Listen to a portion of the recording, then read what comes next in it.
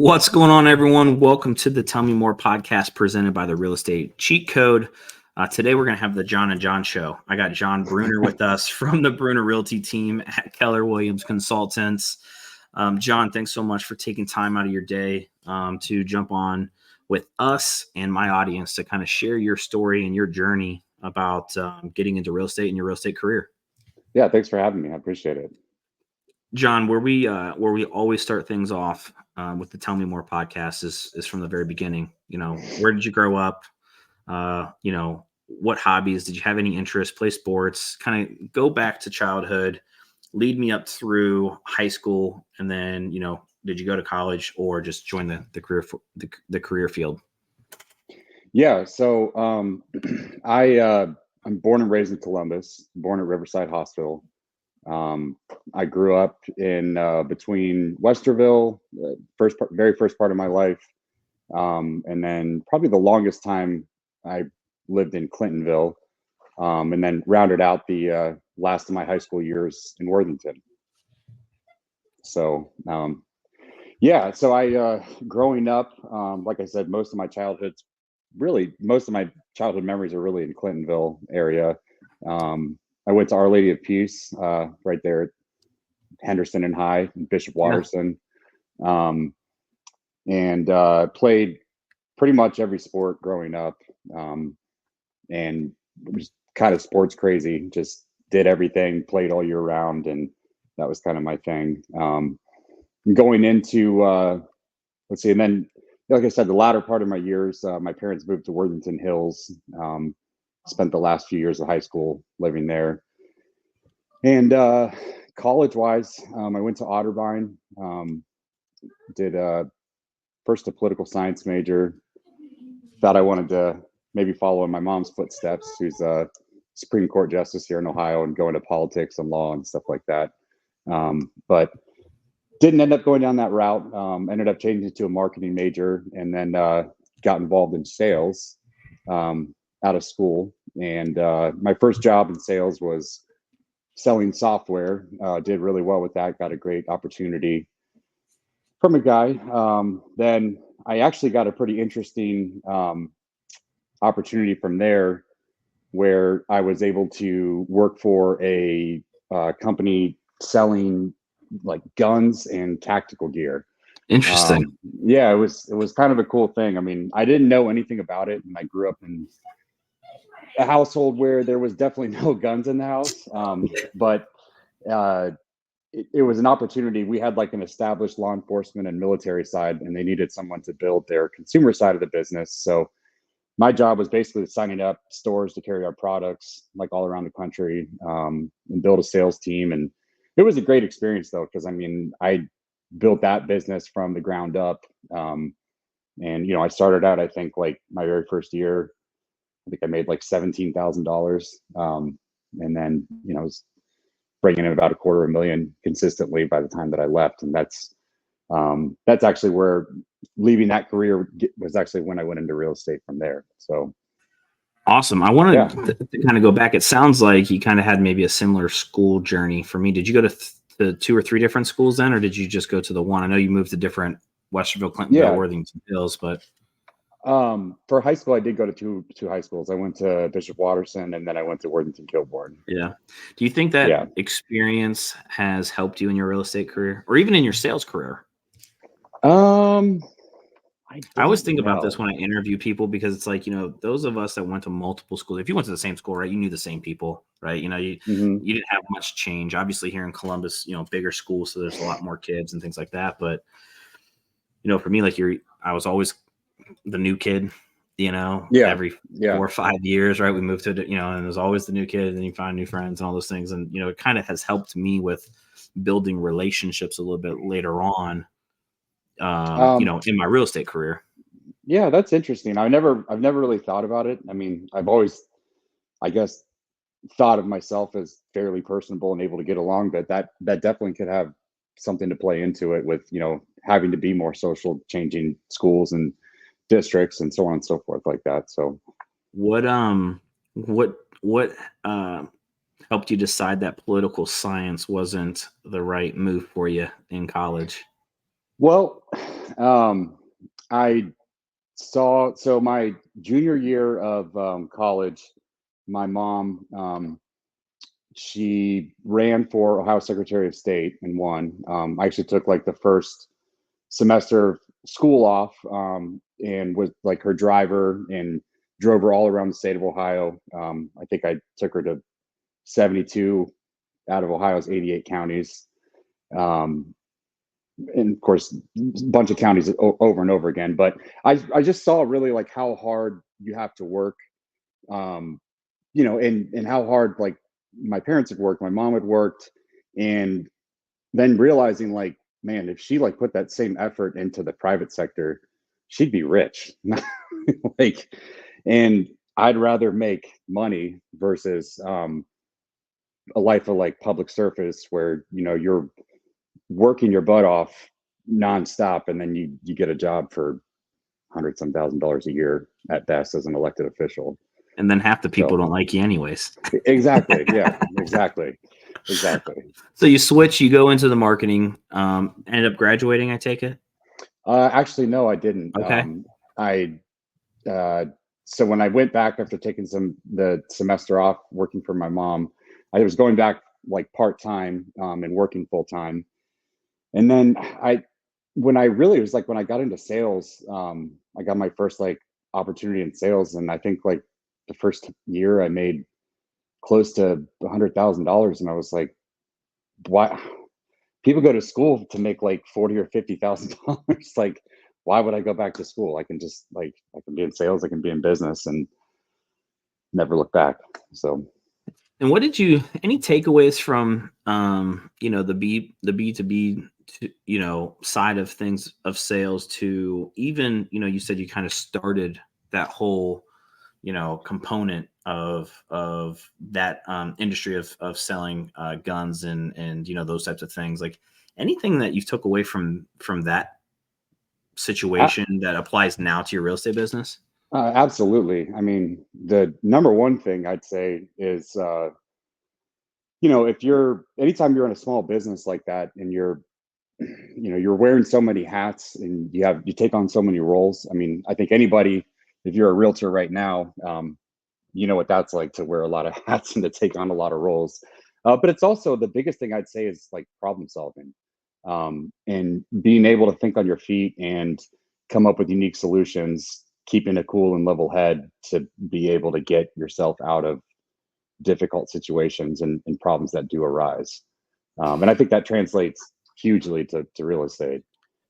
Did you come across a lot of gatekeepers that you had to go through on the B? I've never done B2B, so Yeah, I mean, yes. So for me, the way that I normally, so when I did, and you would, especially if I was going to be trying to call on people like on the phone, actually trying to get, the person that's in charge of purchasing or the owner of the company on the phone, lots of gatekeepers in the way. So one of the things that I did was I just would travel around the country, and I'd kind of pick like maybe a one state area or a couple of metropolitan areas that I could hit like in a 1 week trip. So fly to one part of the country, rent a car, drive around, and I would just show up like at the stores to try and get myself like not have to deal with the gatekeeper essentially. Yeah. Lead me up to kind of real estate, right? Yeah. You're in the sales career space. When did you decide to get your license? What year was it? And then, what kind of was your decision thought process of like, why get into that? Why get into our business? Why get into our industry? Yeah.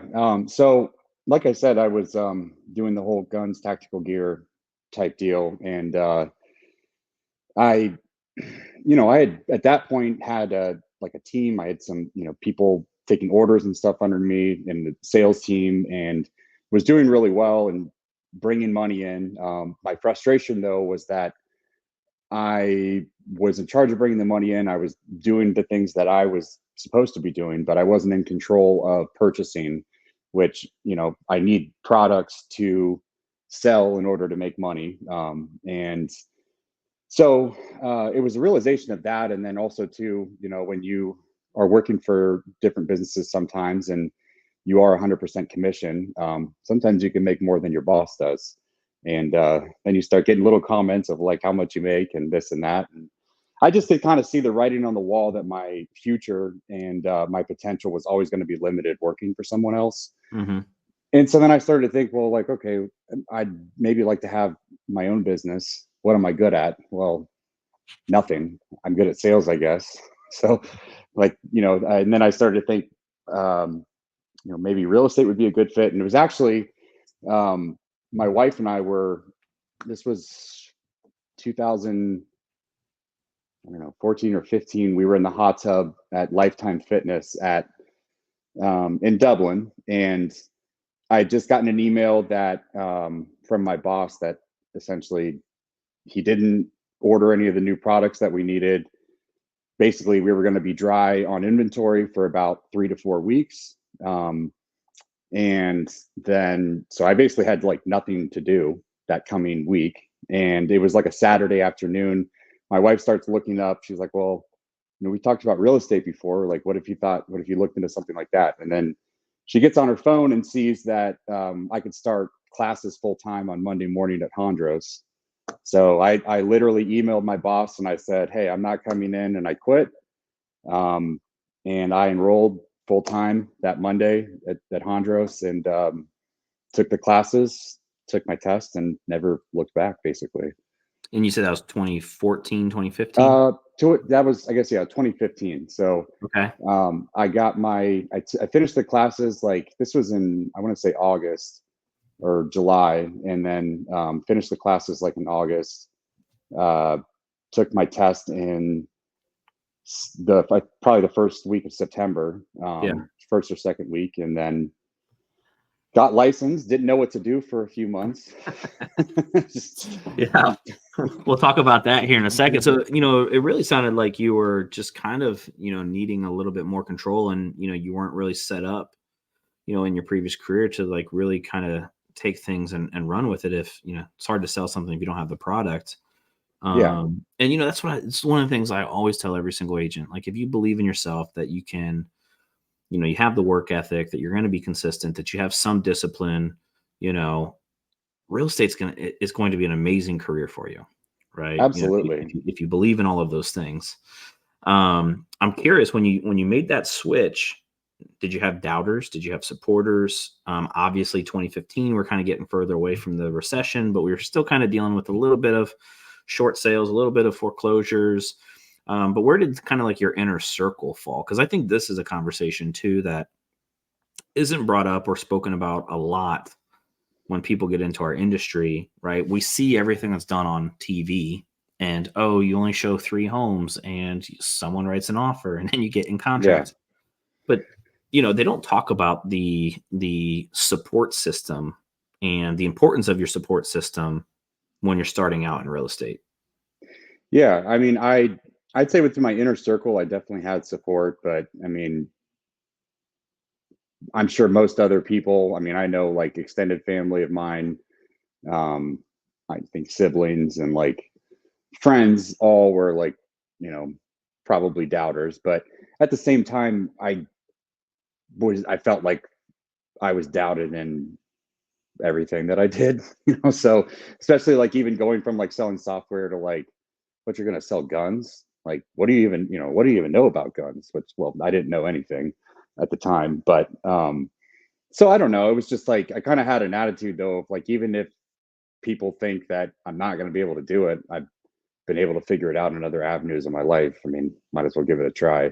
But I was very lucky though with having my wife, because she got licensed at the same time as I did, but she kept working full time, and that was a good like support system for me to have, because it really enabled me to kind of put my back against the wall. I'm one of those people where there's some that get into real estate, they have a full-time job, and they kind of slowly transition until they get there.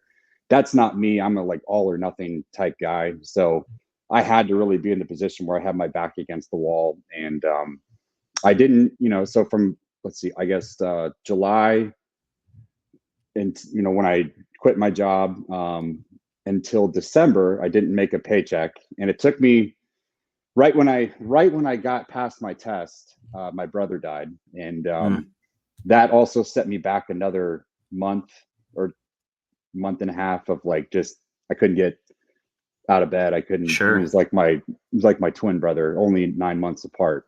So that set me back another month and a half or two. But then I finally, once we kind of had some closure on that, I put that grief and energy into real estate, and ended up having my first closing, I think December 22nd, 2015. Let's I mean, let's dive into kind of, getting things started in the business, right? Like, we know this now, but we didn't know it then. But, what they teach you in school is not what actually happens in the real world, right? They don't teach you how to go and build a business. They don't teach you how to lead generate. They don't teach you how to prospect. Obviously for you had some of that background, right? Even going back to college with a little bit more of the marketing side, right? Marketing classes and all of those things. What I find with real estate is when I interview or bring agents into the business for my team or whatever, it's like, part of the reason why our failure rate is so high, in my opinion, is one, they don't actually teach you how to build a business. Two, most people entering our career field don't have a sales background or don't have a marketing background, the two things that you really need in our business. And then the third thing is, there's just, not enough consistent opportunities in the beginning. So I'm curious with you and getting things going that first year. And really, we'll probably talk 2016 as your first year, right? You had your first closing in December and, all of that, but your first calendar year, just curious, like, was it still a struggle going into 2016? How did you think about building your business? What were some of those principles that maybe you had from previous careers and experience? Did you apply those into real estate? How did you go about building your business that first year? Yeah, so a couple of things. One, I know one of the very first things that I did was because we were coming into October. And I finally got my head together and really wanted to get focused. And I know we made these like Halloween cards. And I had gotten married only a couple years prior, so I still had, somewhat of a database from that, just from the wedding guest list and friends and extended family and stuff. So I did a couple things. One, I paid for some Zillow leads in Galloway. That was like one of my first 5 closings, I believe. I only ended up doing that for a few months though, just kind of to get my feet wet and give me some opportunities. And that, my sales background, that was very helpful just because I would get leads or other things like that, especially like when I was selling software and just, making the calls, getting an appointment set, all of that translated very well. But then also too, like I said, we made those Halloween cards, sent them out to everyone that we knew in our sphere. And also then too, I would started going door to door. I had these little flyers that I would make that I was pretending that I had a buyer, that you're buyers that, in certain price ranges, and trying to get listings out of it that way. Yeah, I mean, then really the biggest like opportunity though actually came from those Halloween cards that we sent out. Another person, one of the people that was in our sphere, came to our wedding and stuff.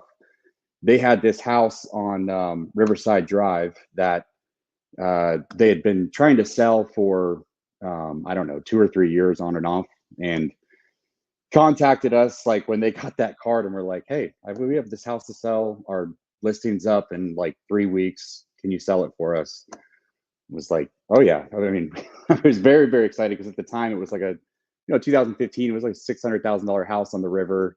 It was a pretty expensive house for Columbus at that time.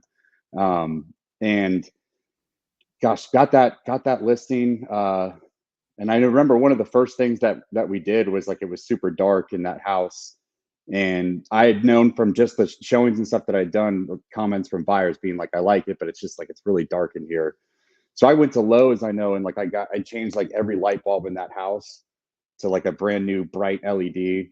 And we got it listed, got the photography and stuff done. And I don't know if I have no idea to this day if it had anything to do with the light bulbs, but the very first showing that we had was actually Mike Rosati, the window guy, came in and bought the house, like, and cash. And to this day, then I still have this thing about like making sure the house is nice and bright, because it's kind of messed with my head since that first. I think that was my first or second listing that I ever had. But anyways, from there, those people, I think the day that I put them in contract, they drove me to another one of their friends' houses in Wedgwood and did the listing appointment with me. And then it just really, it was from those group of people, it just kept snowballing. And that's, I had different avenues that helped us be successful, but that was really one of the biggest one. And I was able to do 8 million then my very first full year in 2016. That's awesome. Region-wide Keller Williams Rookie of the Year. And so going from there. So I mean, that's awesome. And it sounds like the majority of it maybe was just sphere of influence, word of mouth. And that's, to this day, that's that's 100% of our business is referrals, sphere of influence, and word of mouth. Just because the audience probably would want to know, do you remember what that first Halloween card said? And follow up to that, do you still do it? We don't do it as much as we should. I swear it's like every other year we're like, we need to do that Halloween card again. It was just something, it was just basically like a hello, hope you have a wonderful, happy Halloween. Basically just a reminder that, hey, I'm in real estate. Erica and I are in real estate. Contact us for any help you need buying, selling, and investing. Well, what's unique about that holiday is it's one where most people don't get a card or handwritten note, right? Obviously you think of the big ones, Christmas and all that other stuff, but Halloween, like what? So exactly. So that was like part of the intention with that. And I think I was taking bold through Keller Williams at that time too. And maybe I had a suggestion from someone to do that, because it was like, and it made a lot of sense. It's like no one gets Halloween cards. You get Thanksgiving, Christmas, or whatever. So John, I'm curious. A lot of people that come into our industry, like I mentioned earlier, real estate's not their first career choice, right? It's usually second, third, fourth, fifth down the line. Did you have any struggles with, and I see this from time to time, but did you have any struggles with your sphere? Because you built it through sphere and word of mouth, of them seeing your identity as guns and tactical salesperson versus being a real estate agent. Like I feel like sometimes there's like this identity crisis that happens where, our sphere sees us as what we used to be and not what we are going to be. And so did you run into that at all? And then second thing, if not, do you have any tips or strategies or ideas of how someone could make that transition as seamless as possible? Yeah, I mean, it's a great question. I feel like I didn't have as many, I feel like I didn't have as big of an issue with that personally, but like I said, it's a wonderful question, because I do see it a lot too with other people and other agents. And I would even say my wife probably dealt with that more than I did. She was a hairstylist for 12 years at Kenneth's. And we actually, that was like another huge like lead source for us too, like with all of her clients. And it was somewhat of a difficult thing, I know, for her with, because people would just see her as their hairstylist and not like, not their real estate agent, essentially. And one thing that we were able to do though, she was able to do that was kind of nice with us, is that she was able to refer those clients to me. So it was almost like, this isn't a great answer for it, because we kind of sidestepped what the answer is there. But personally, no, I didn't really have as much, or at least I didn't notice it. Maybe I was just blind to the fact that people saw me as something else. But I feel like fairly quickly I got people started to see me as real estate. Yeah. So. And the difference may be that you jumped in full force and went full time, and that was that. And they didn't really see you in both fields. I mean, I tell you, our number one agent on our team, same thing, hair industry, right, has led to a lot of real estate deals throughout her career. And I think about other service industries, bartending, all of those things, where all of that could be potential opportunities from the real estate standpoint. The problem is how do you get them to see you as the answer for when it comes to their real estate problems, right? How can you be that solution? And it's really about making sure that they know that you know real estate, right? That you truly are that expert. So now I want to, you have a team now. Is it just you and Erica, or is there more agents with you? Kind of lead me through your real estate career, really up to, current day. What has that journey been like? Yeah. So right now, I'm in my team, at least, is in a fairly decent transition. So we were with Keller Williams Greater Columbus for, I don't know, 8 years or so, 8 or 9 years. And we switched last year to Keller Williams Consultants. At Greater Columbus, we had a team of agents. I believe we had maybe 6, including Erica and I. And then when we switched to consultants, it just was Erica and I. And it's been that way up until actually about 4 or 5 months ago, I guess maybe in May. Erica started working full time for Three Pillars. So she still works with me on my team, but she is a new build sales rep at Three Pillars as well. So primarily in working with me, she's only doing listings. Yeah. But so right now it's just me and admin and transaction coordinator. So well, it's go ahead. Yeah, I was just gonna say, you came out of the gates, right? Year one, 8 million, right? Regional awards, all that kind of stuff, rookie of the year. When did you get to the point of, hey, I want to build a team? And what was that thought process, right? Because, I think it's part of the real estate myth, right? Of like, oh, if I'm producing, I have to go build a team. Or then if I have a team, I have to go build my own brokerage, right? And then there's that natural progression. But for you, what was it when it came to, okay, I want to go and build, a team of 6, 7, 8, whatever it got up to? When did you decide to make that decision? How many deals were you doing? I never really wanted to be honest. I actually had I kept having people ask to join my team, and some of the leadership at Keller Williams, at the time, kept sending people my way, also saying like, "Hey, so and so would be. I think they'd be really good to, they were really encouraging me to build a team."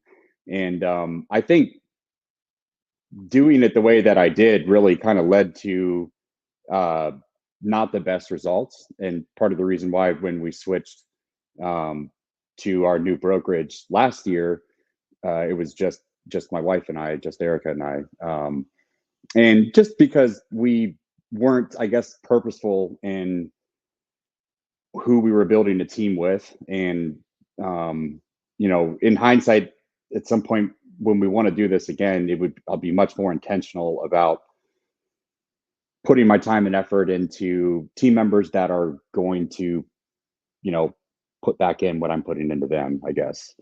And but yeah, I mean, at the time though, I guess when we started to build a team, I don't know, I was probably doing 15, 16 million a year, 17 million, something like that. And I kind of had my own thing going on. I worked a lot with investors at the time, did a lot of flips personally and with clients. And yeah, I mean, started to grow the team that way. But like I said, it wasn't just wasn't the best fit at the time, and I would definitely be a little bit more intentional in the future on how we build a team. Let's switch gears and talk about the future a little bit. Do you have anything that you're looking to accomplish here? Any goals, anything that you're chasing over the next 12 months? Anything on the radar? I'll tell you what, this hasn't been the best year for goals for me. It's like I said, it's been a big transition, especially with Erica and my wife starting at Three Pillars, and kind of the team being rearranged. But in terms of some different goals, really, I mean, I would actually like to start building one of the goals. I don't know if it's a 12-month goal, but the next 2 to 3 years, I would like to start building more of an intentional team. and, gets myself surrounded with some really good people. That's one of the things on the radar. And beyond that, I'm really just trying to get through this year and hopefully a little better interest rate environment and everything else that's going to be happening. So we'll see. Any 5-year goals for you? 5-year goals. I would like to definitely, in 5 years, I'd like to be at a point with a team and just in my business where hopefully I can step back a little bit from some of the day-to-day, just running around and craziness that we're doing every day. What do you think you would need to put in place within your business in order to help you kind of take that step back?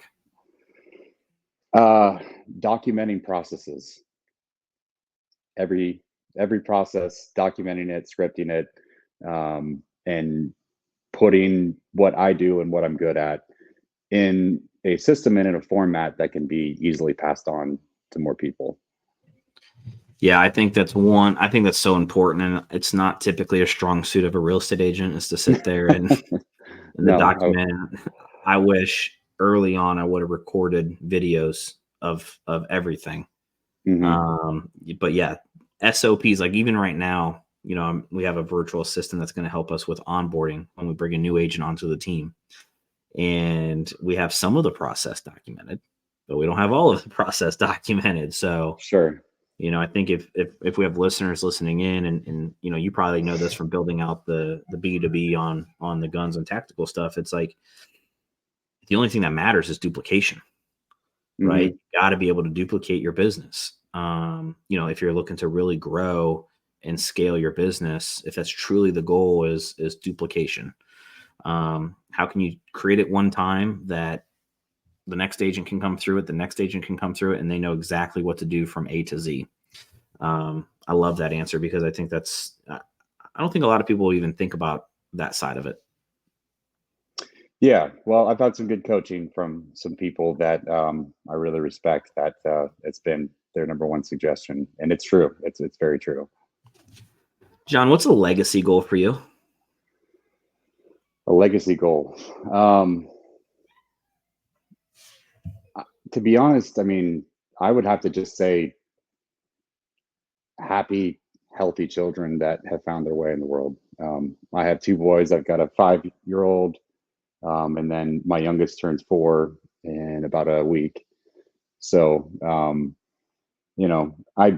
I don't really need that much in terms of me personally. I'm hopeful that my 2 boys will have a good life, and as long as they remember me, that's all I really need. I love that. And last question for you. If you could give our audience one piece of advice that maybe you received early on, or even one that you give if an agent asks you, whether it's to get started in this business or anything in general, what would that piece of advice be?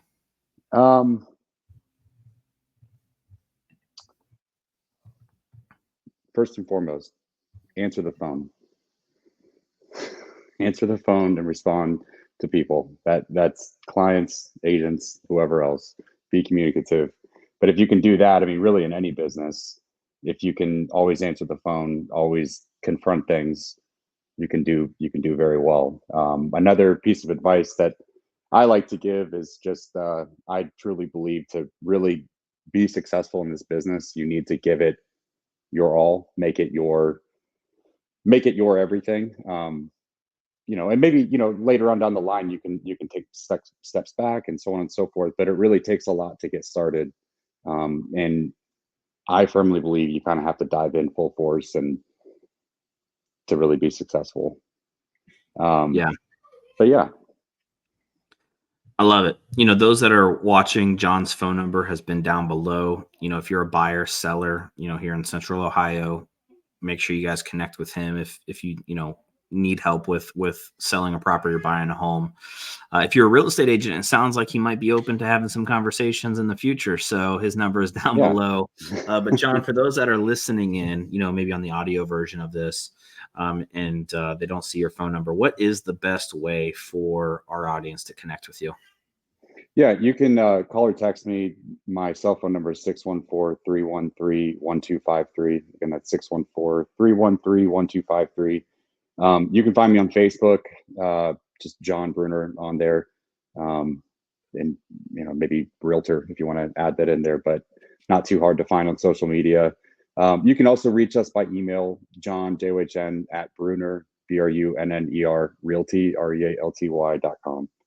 So, Jon, thanks so much for sharing your story, your journey. I know we've been social media friends for a while. I don't think we've ever really got to meet, in person. So I always enjoy these episodes. I enjoy all of the episodes, right? Because the one great thing is I'm learning as well, right? We all come from different walks of life, build business differently, different thought processes.